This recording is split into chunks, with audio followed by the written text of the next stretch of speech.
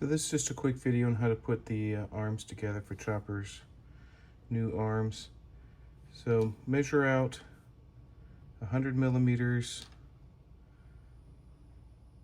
of PTFE tubing, and believe it or not, this is 101 millimeters. It's just slightly longer than 100 millimeters. You're gonna need 3 of these M310 set screws or grub screws, depending on where you're from. And the first step is to go ahead and insert those. It should stand more or less straight. They should only stick out about 5 millimeters. And you can fit test that. Notice there's a pattern, like a triangle, where this one's closest. So don't get that spun around. And just fit test, make sure that there's no gaps. And you'll probably also want to take a piece of filament and run it through all these holes to make sure that it's clear. I had a little spot where there was a little corruption that I was able to clean out with a piece of filament, just because of, you know, how printers work. And do it on all 4. I've already done it, so all 4 holes. So the shorter and longer ones, the shorter one goes, I'm going to call this the top near the other one. And this is the bottom. And again, line up your hole pattern and stick these in. Make sure it closes and it's got no issues. And then also, once you have those in there, make sure that you can get a piece of filament through both sides. You can see that that works just fine. And then I'll stick it into the other hole and get the same result. So now we know we have a clean, clear signal path that fits together square. And for this, I'm going to use E6000 because it's already painted, and it's also got a little flex to it, a little give. So if it gets under stress, it's not going to come apart. So just a little bit here. You don't have to worry about getting film or glue into the filament path because it's protected by the PTFE tubes.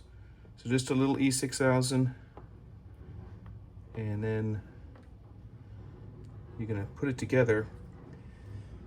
Good thing is E6000 is a fairly resilient glue. It'll last a long time.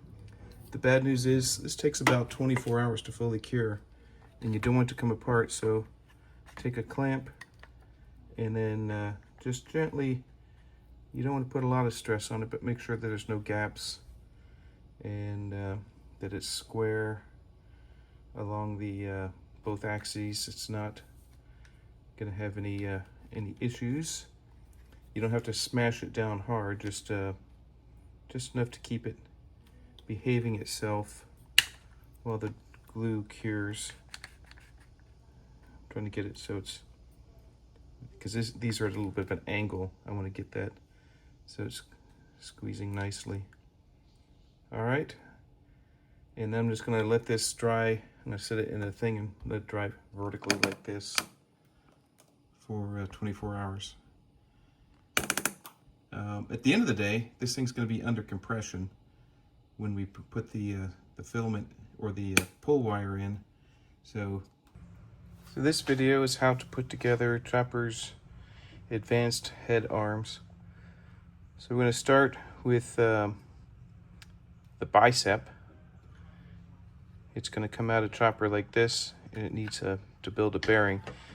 So the most important thing you can do is remember to put the cage on first. And then what we're going to do is we're going to build or put on a little guard here to keep the ball bearings from flying all over the universe. So just a little bit of tape here will keep this thing from falling apart. I probably should have made it thicker, but it worked well enough that I didn't build a second one. So there we go there. And here we go here. Oh, it looks like the lawn mowing people are here. All right, so this just put that mechanism here, and we get 12 6mm. I use BBs from the sporting goods store. If you don't have BBs, you can use 6mm bearings of any flavor. They don't need to be metal. Probably they could be, but there's no need to get that extra weight in there.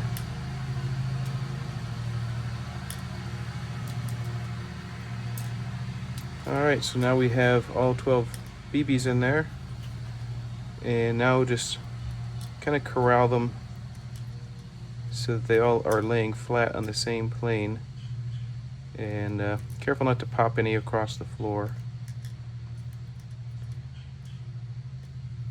All right, that's pretty good. Now I just sort of give it a little twist, and eventually they'll find their happy spot and they'll all line up.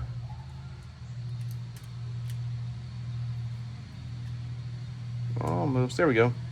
So they're all lined up. So now we need to remove, in fact, just for fun, I'm gonna move a couple of these bearings so that they will sustain themselves in case I wobble it inappropriately. There we go. So that won't fall apart. I'm not going to take any chances. Now we remove our bearing guard.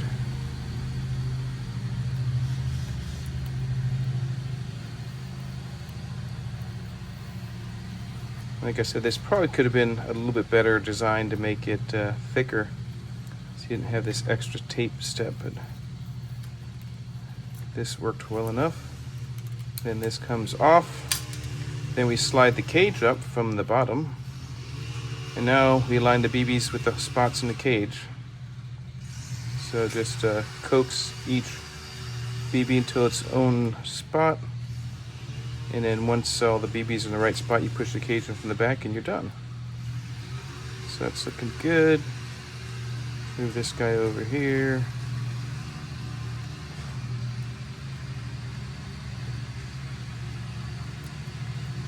I don't want to scratch the BBs with my poker, so I'm trying to be careful with it.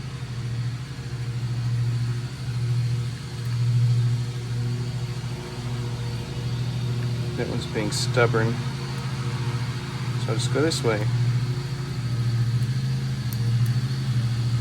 So before you prep this, make sure you file any excess blobs of plastic out of the way, and give it a little bit of a sanding so you don't have any rough spots in your bearing. Because that'll be just catch points.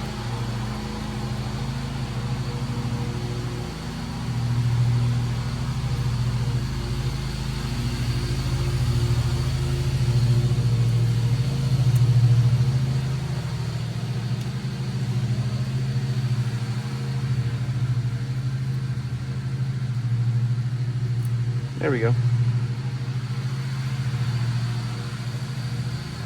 fear I may have a little spot in there. Could probably use a little extra work. I'll just work away from it.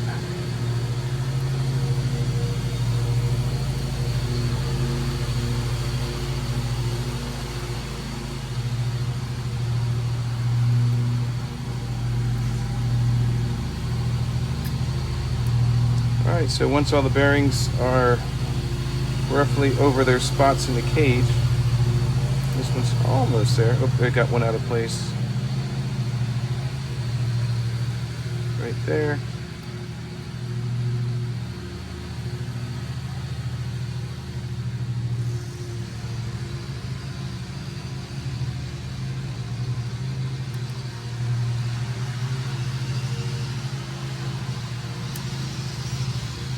All right.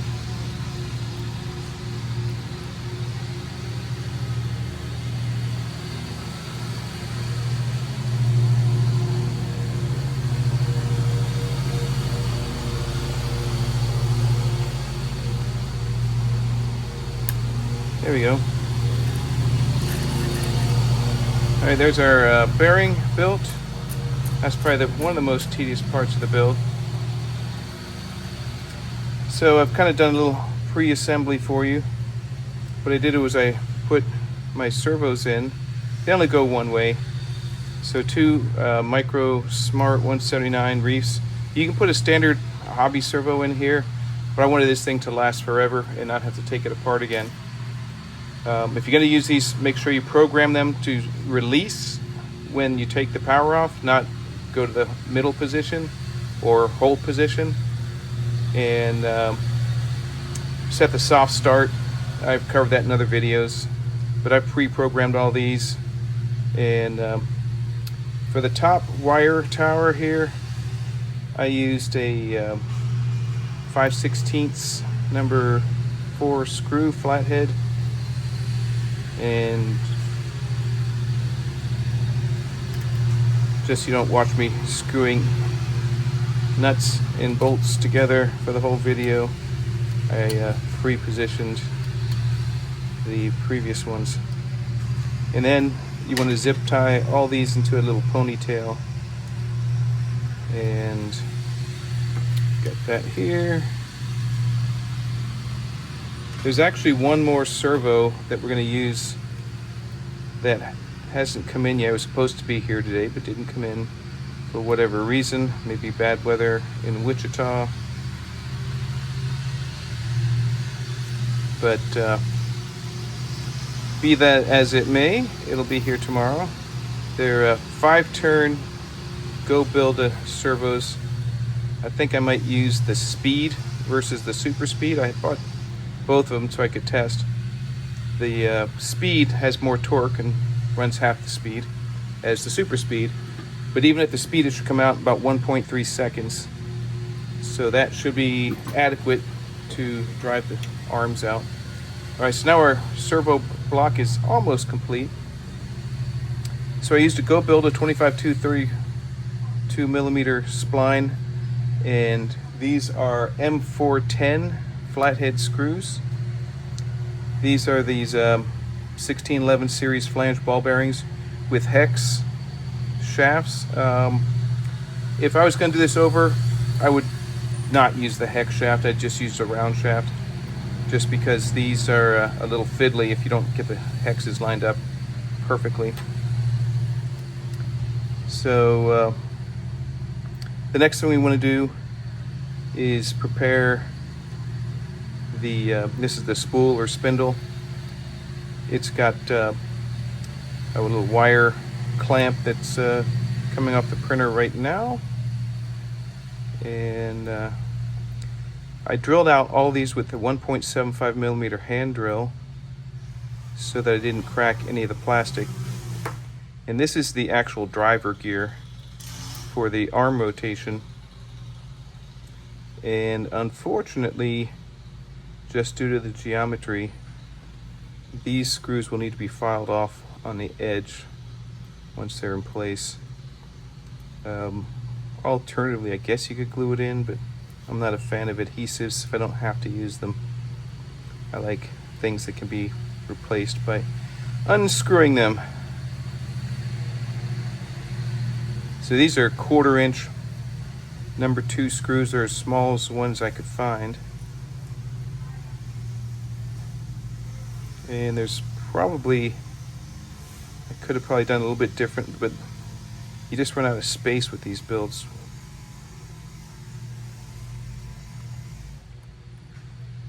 Watch me fumble with this screw. There we go.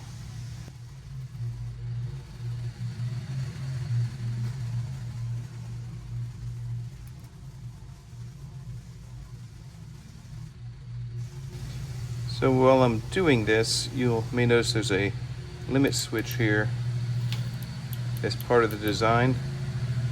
In one version, I was going to use continuous rotation servos and then hit that backstop, and then that would be allowing me to control the position somewhat accurately, but I decided to go with multi-turn servos at the end of the day for a couple reasons. One is going to give me better control in the exact location of where I want that servo to be. And 2, the Reefs 422 HD version 2 does not do multi-turn unless you buy the multi-turn version. It's not what they call a smart servo, which the 179, the smart means you can program it to be a winch or you can program it to be a standard position servo. So let me file this down and we'll be right back. Okay, so I've got that sanded down and or filed off. So that's ready to install. So here's where you want to get your handy dandy servo tester out and set where the servos are going to be. So when you assemble it, the horns are in the right location. So we'll just start with the one I'm working on, which is the shortest cable here. And turn it on. So we want this is going to be his left arm. So we want it to go forward more than backwards. So we'll figure out where that is here in a second. I'm just going to randomly put this on and then we'll mate it up. Oh, I skipped a step here. Let's put his bottom gear on. So this has a 3-hole pattern, kind of like a triangle, the bigger holes. So you can just use button head number 4, I don't know, by 3/8. You grab 3 of those.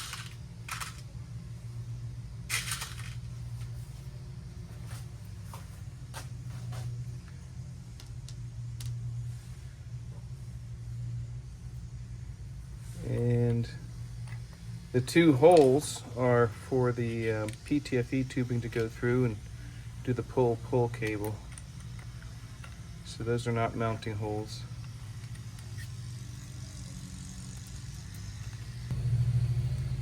So now we're going to put together the screw or the gear for the base. Notice there's a triangle here and the 2 PTFE tube holes. This is a 1/2" number 2 screw, so I'll line that up. There's 2 sides of this. There's one with a little circle and one without the circle. The circle is the offset, and if you put it together backwards, the gears will not mesh. How do I know this? Because I just did it.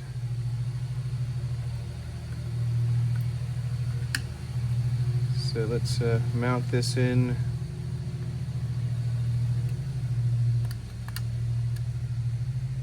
Did I get the wrong hole?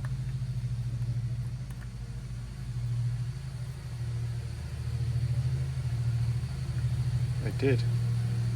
It spun on me, or I spun it. There we go. Try to get some light on the picture here.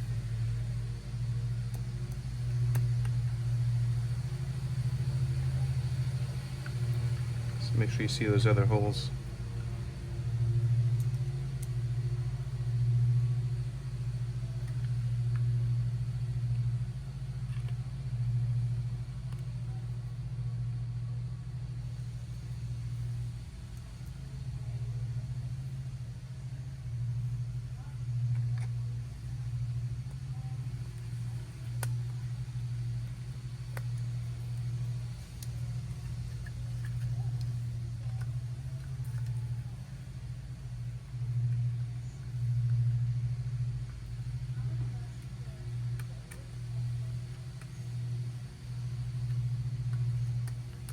And with any plastic, do not over tighten. Just make sure all the slack is out and no more than, I don't know, a 1/4 turn or whatever. All right, so at this point, since these are easy to access, what I would do is take a piece of filament, put it in here, and just make sure that it comes out the other end with no issues. I had one little blob of filament in one of the tracks, and that's the way you clear it out. All right, so now we can mount this arm rotate gear to see where we want this to go. It's the shortest wire here.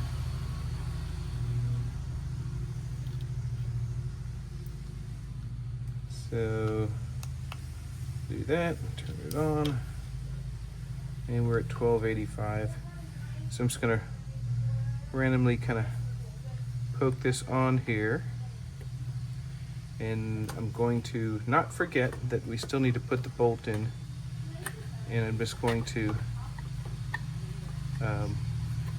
try to mate these two gears together. They should go nicely. Everything should line up perfectly. So this is his left arm, so we want to go forward more than backwards. So we'll turn the servo to the forward range, and it is not spinning. Oh, because I plugged in the wrong servo.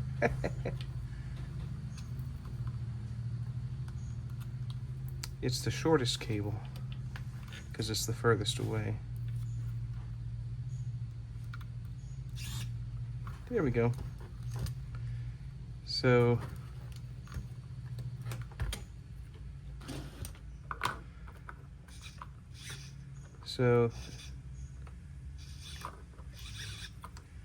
right now it's actually upside down. This long tang is on the bottom.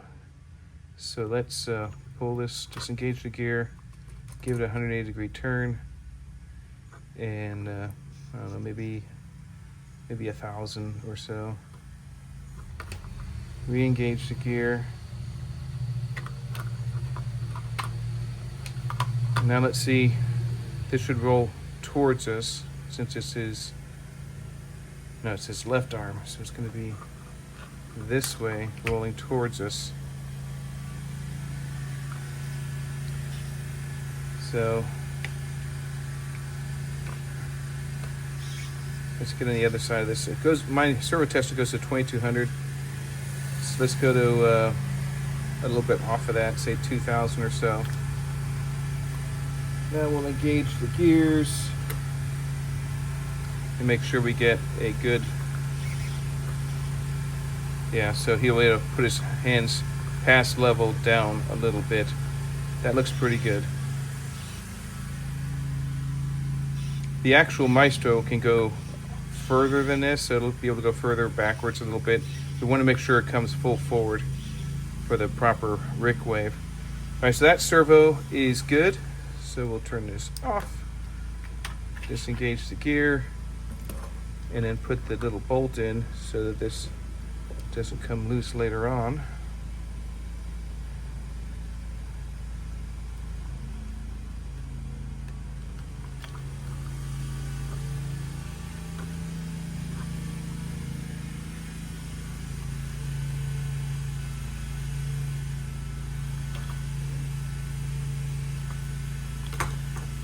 All right, one gear done. The spindle gear, we'll do that later.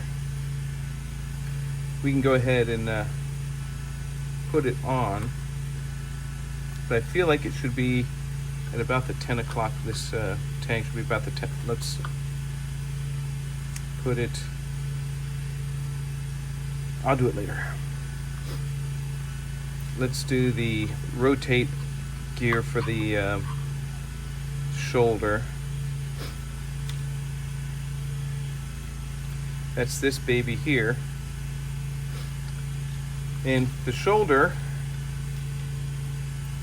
you want the lower limit of the servo to be, or one limit of the servo to be when it's down.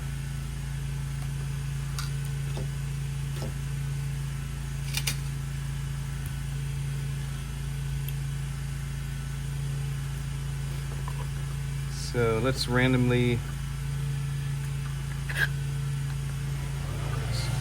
let's guess that this is going to be at 800.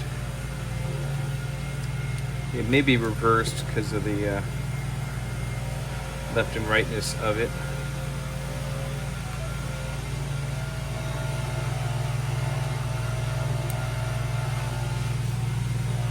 So we'll put that at the bottom range. Attach the servo gear. I'm going to make it go straight up and down. And now we'll test its rotational ability. Slide that in. Engage the other gears. And I'm just going to temporarily throw this axle in. There's no bearings yet, but we just want a point of reference.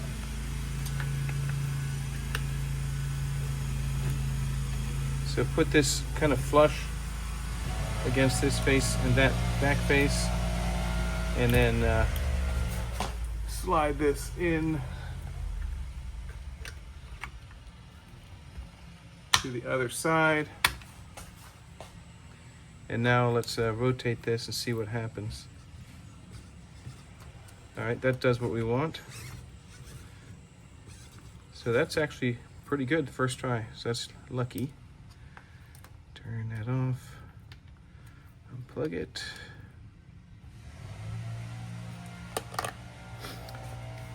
So now we can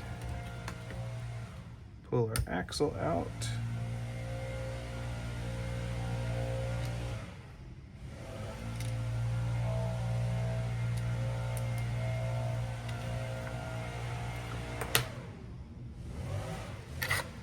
Pull this out and put the bolt in to secure.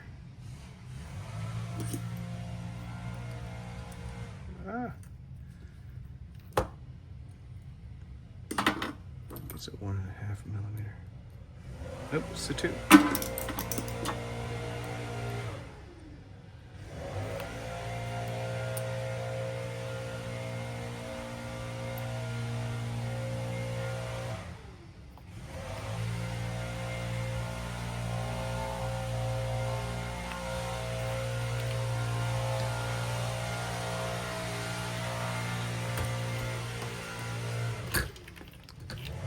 It's a little pokey, actually.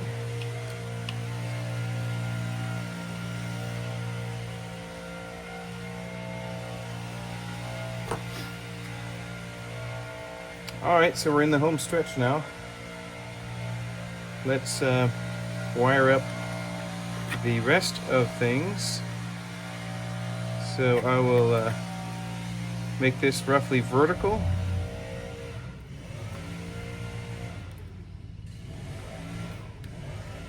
And then we'll apply some 5/16 number 2 screws to the chassis.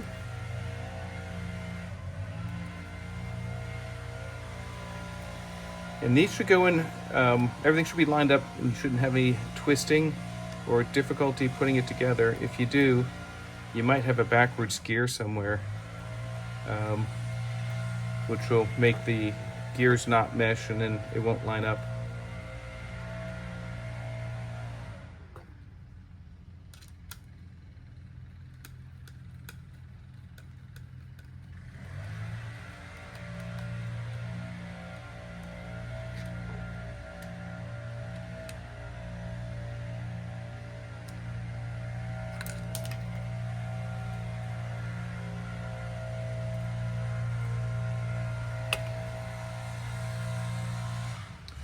Most of this structure is inside and won't really even be seen. I painted it kind of orange because it might get close, you might see the edge. And if I find out you see this, I'll paint that later. This is kind of in the red zone for its first test, its operational test at DragonCon. So I will paint it later if it needs it. So again, 6 of these 5/16 number 4 screws get them all started, and then snug them up. Don't go too tight or you'll crack the housing.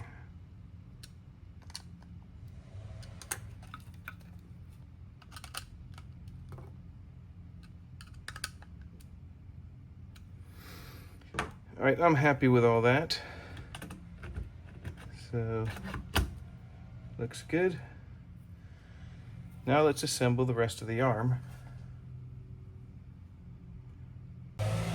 So you may remember from my last video where I glued this arm together. You can refer back to that. There's some PTFE tubes and some grub screws that are involved. So this is keyed. You can see they're not symmetrical. So it goes up more than it goes down. And what it is, I pre-cut some PTFE tubes. These don't have to be exact. In fact, it's kind of helpful if they're a little bit longer than you need. These are both 125 millimeters, as you can see here. Maybe that's 130. And this one is 125. So I guess I didn't quite cut it in half. So we don't need this other than as a stand, maybe later. So this, make sure it goes all the way in and all the way in. And then I'll take my Teflon coated wire and feed it through. And this part can be a little tricky.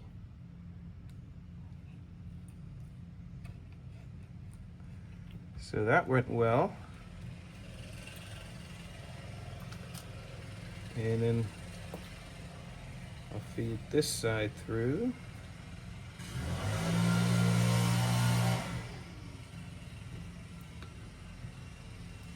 This is where it runs into trouble sometimes, making that corner.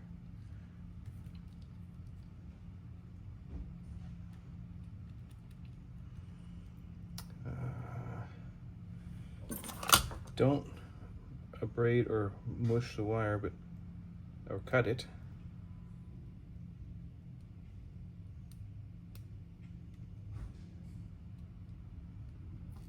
Sometimes a little twisting motion. We've already checked that this path is clear, but just double check it. Where's my filament? Here it is.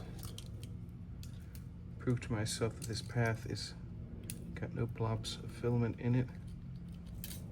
There that goes. All right, so it's good. I'll check the other one while I'm at it.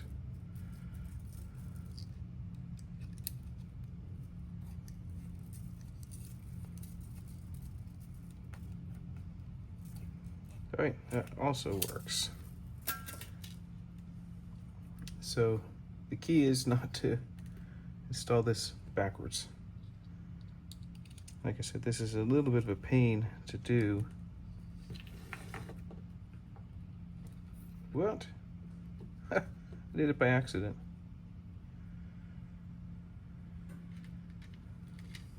Wow, that's lucky. So now I'm gonna do the other side, and then I'll cut it.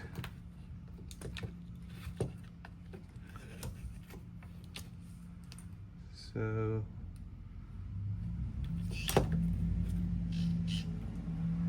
feed this through. That was lucky as well, or fortuitous.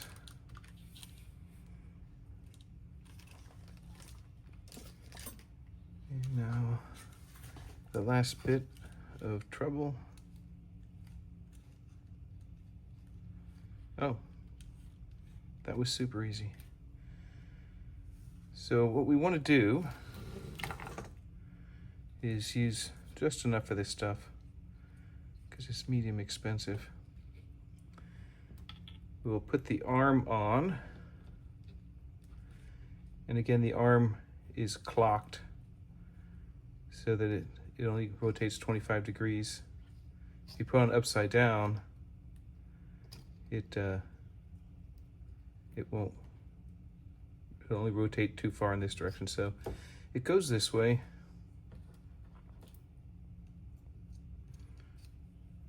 Let's see if I can move this camera over a little bit. There we go.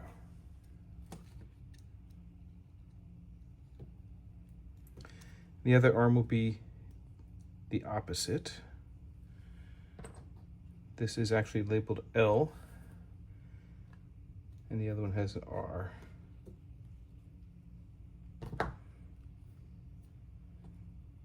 Did I get that backwards? No.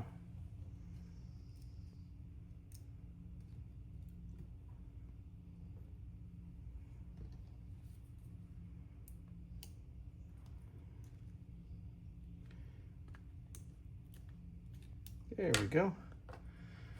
So I have some shaft collars somewhere nearby.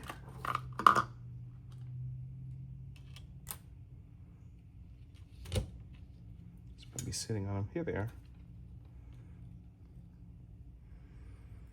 So pick one to kind of be the master, and then drop a shaft collar on it, and then coax it into the slot. There should be room. There's a little cutout for the wire, so you might have to use some pliers to hold on to it, and then just push it into position like that. And I'm going to pull this down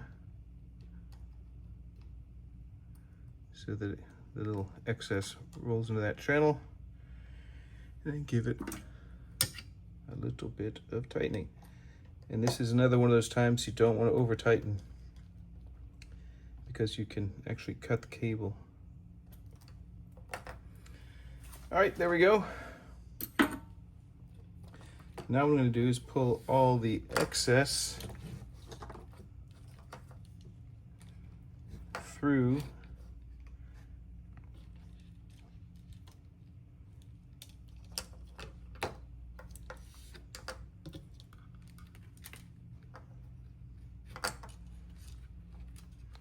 and I'm just actually this.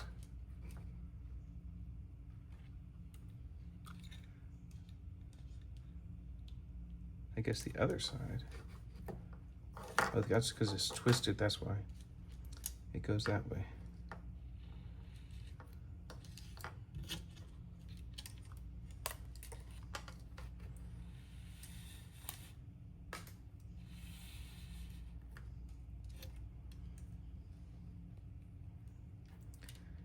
Be careful not to kink the wire. So be slow and let it not develop those kinks.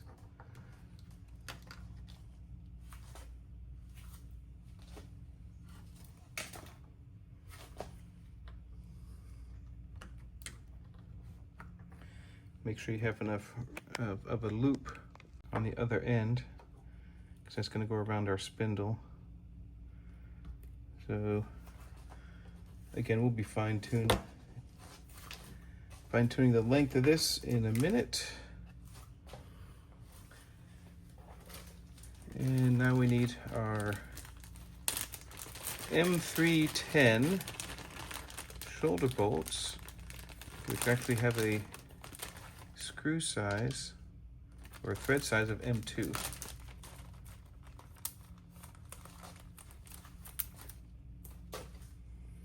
Let's flip this baby over. Boop.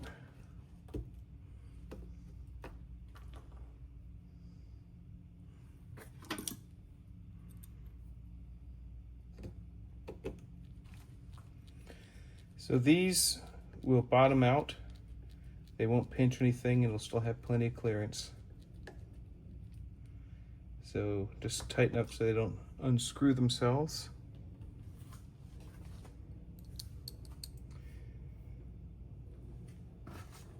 And you may have noticed I've got magnets installed here. Those are these magnets They're 1 inch by 1/8 by 1/16. And obviously you have to get the polarity correct on those so that your mechanism works.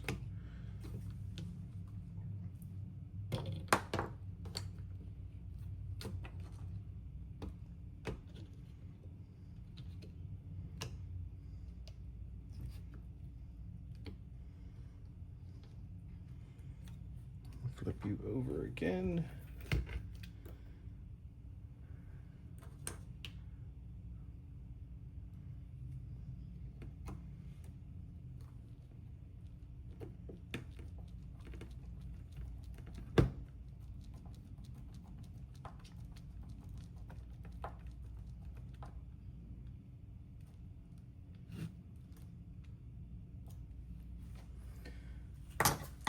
All right, so now we've reached probably the hardest part of the build, is rigging this arm and this servo to get full range of motion out of this arm.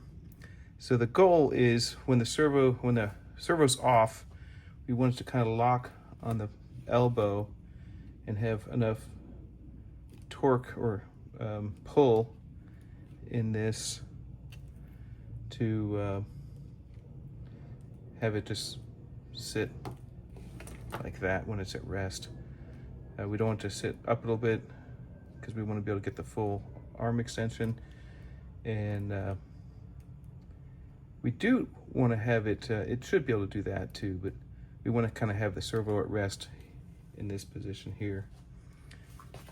So to do that, we have, I've already assembled this with M2 screws, and it's got this little clamp that gets connected, believe it or not. That's an M4. What's that doing here? I need M2 screws.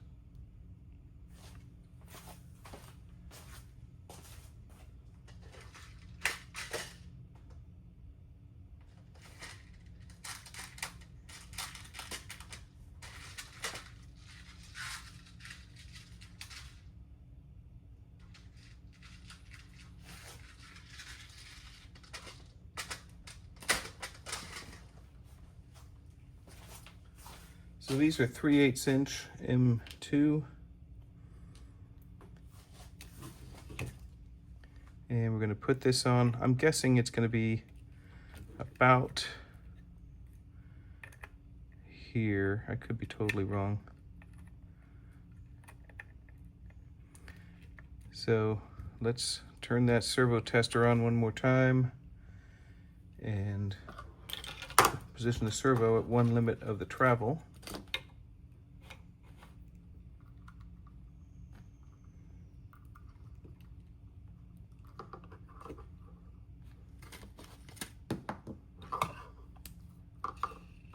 So that's at 800, and let's see what happens. I'm just going to put it on there so we can see it spin. So it goes that way. So let's put the limit of travel here.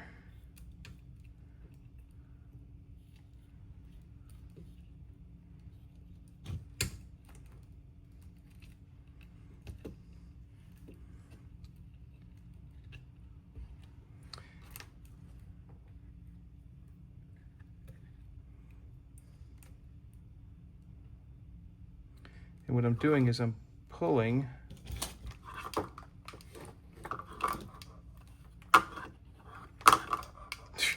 this is not going to behave itself. So let's make it behave.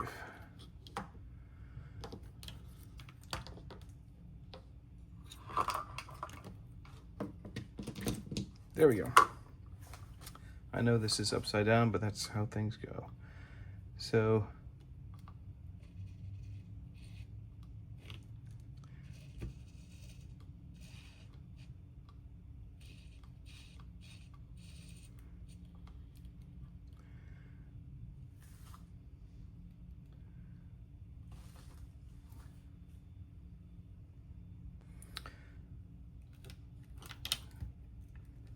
as I raise the arm,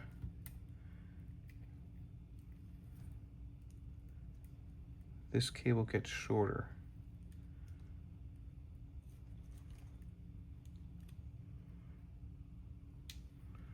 As I lower the arm, the cable gets longer. So this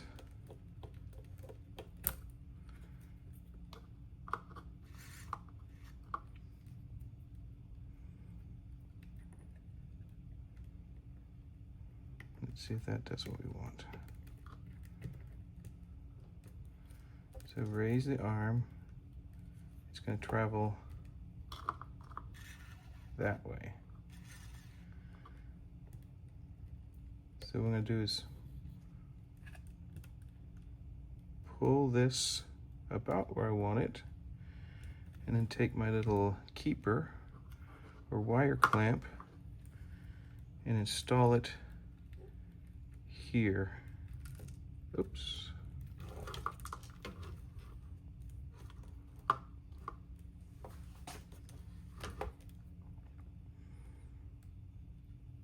So you can see there's two little holes. Let's grab number 2 screw, put one on the bottom, grab a little screwdriver,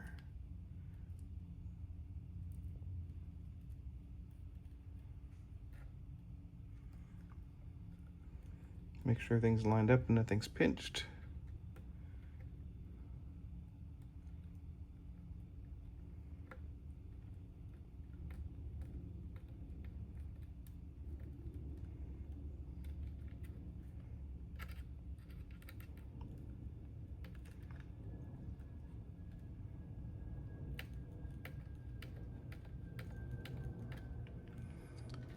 So this seems like you wouldn't be getting a good grab on it. What's actually happening is we're smashing the plastic with 2 screw heads, and it is bridging the gap.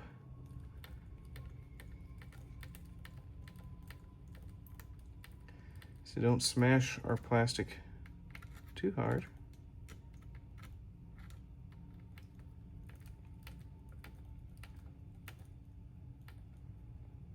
But you do want it tight enough that our cable doesn't slip. So we'll pull the slack out on this other end and see what happens when I rotate.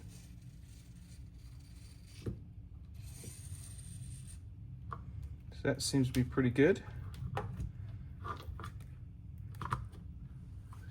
So I think we have the right length, we have the right positioning. We're close enough that we can tweak it. So I'm ready to cut the cord. So I'll get my cable. Here it is.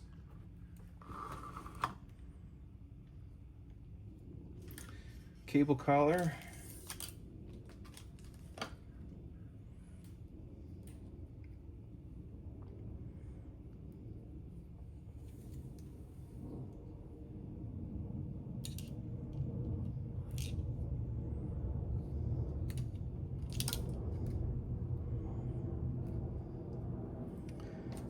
My handy dandy needle nose pliers, and pop that into position. Make sure everything's tight.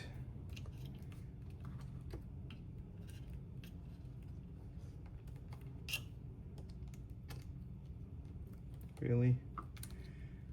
The set screws, there it is. So pull it tight and give this baby a twist or 2.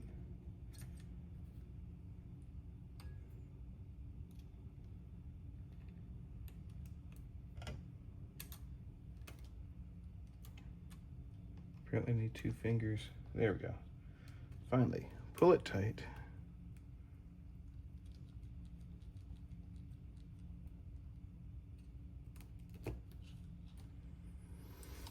Let's do one last ops check. And for this one, we'll use our rail.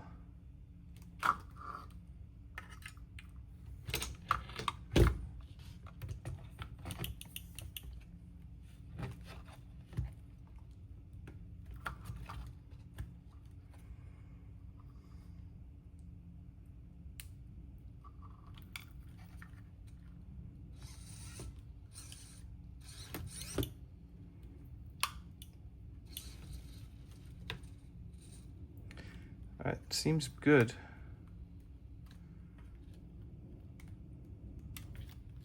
So let's take it off of here, and we will snip the wire so that it lays into this channel here, somewhere like that.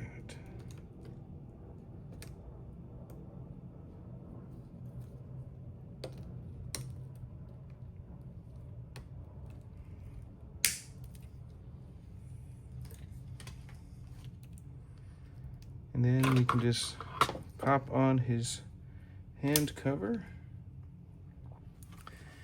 All right, last we'll throw these bearings into the spots. I'll use the shaft to kind of help me get the bearing in straight.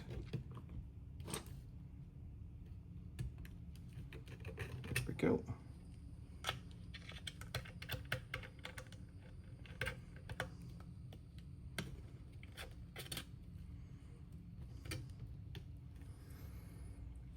All right, so for this part, stick your shaft in and make sure that it's like vertical on both sides. That will save you a little bit of grief perhaps, because the hex not aligning with that interior can cause you grief. So put this all the way in and go straight down.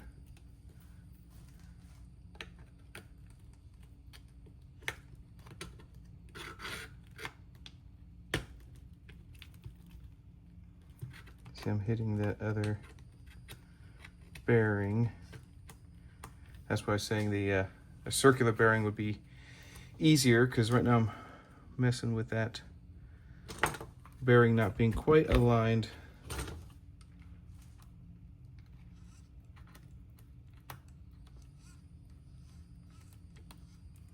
So I'm just gonna, I think I got it. It should hit all the way on this piece of plastic because it actually interfaces on both sides.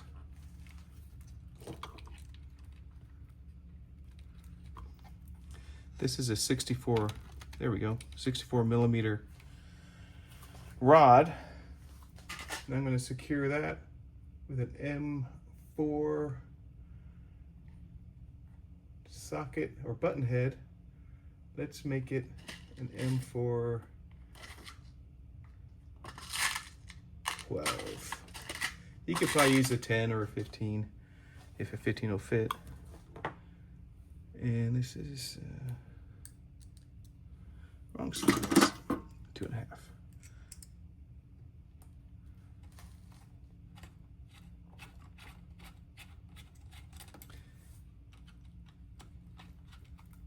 And again, you can tighten this. This is actually what's keeping the shaft in position, is this one bolt. But in case that comes loose, I have a little bit. I have a complementary keeper on this side with another bolt, just to make it look pretty.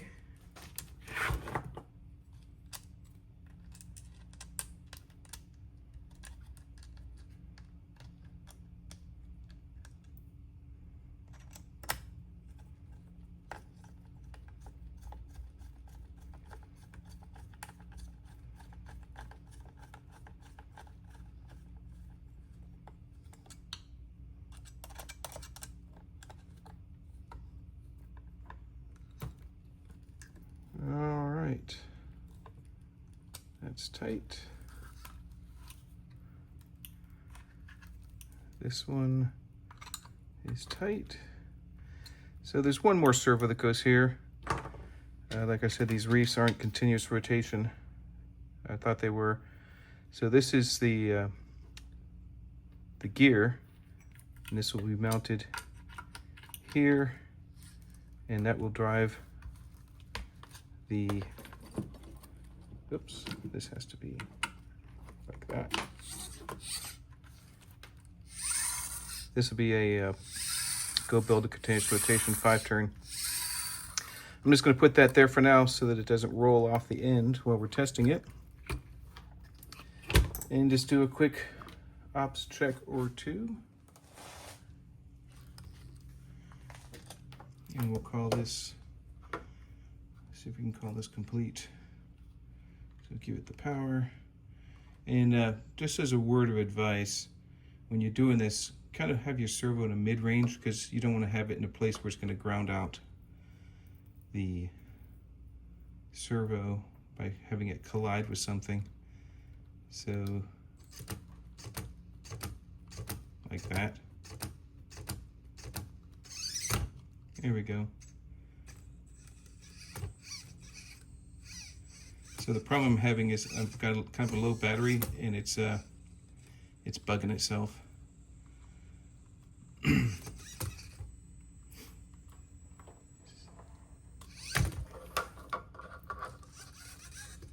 We have free range of motion. Once I put proper power on that, that will work. Next, let's do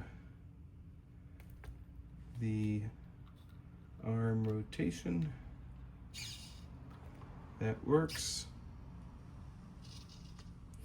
And let's do the arm lift or flex.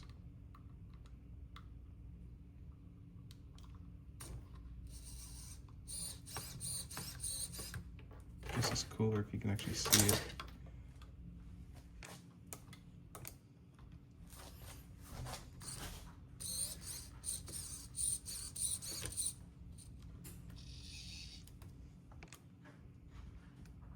All right, say goodbye.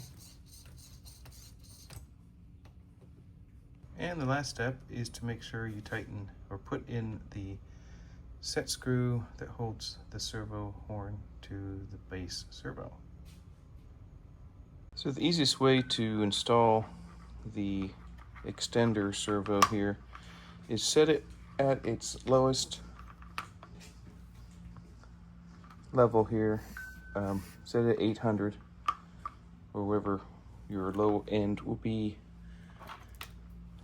This is just one of those Amazon servo horns. Comes with hardware, so I used it. It's M3 hardware. And what you want to do is put the gear at where, put this at the end of the track, at the end stop, and then you want to line the gear up with the servo as the servo comes down, because believe it or not, these clearances are so tight you can't put the servo in with the gear attached, and this is the easiest way of doing it. Then I'm going to secure it with not the screws that came with the servo, but some number 4 3/8. So here, here, and here, and this will go in the servo horn. You don't need to watch me do that. So there we go.